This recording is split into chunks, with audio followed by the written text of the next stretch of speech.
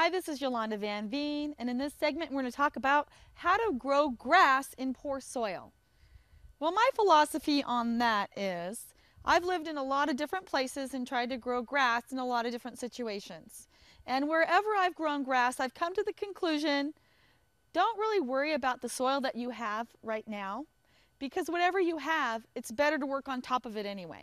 Because grass needs good drainage.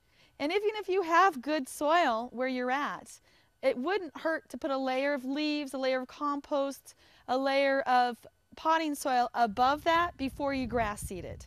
Because that way it'll have good nutrition underneath.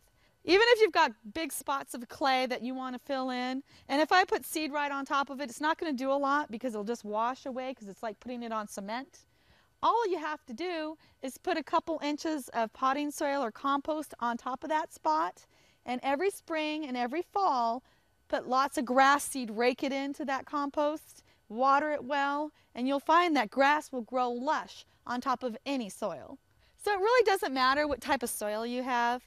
Always work on top of it because grass needs good drainage. So just put a few layers of compost or potting soil on top of your bad dirt. Add some grass seed in the spring and the fall, water it well, and it'll fill in lushly and you'll have a beautiful yard.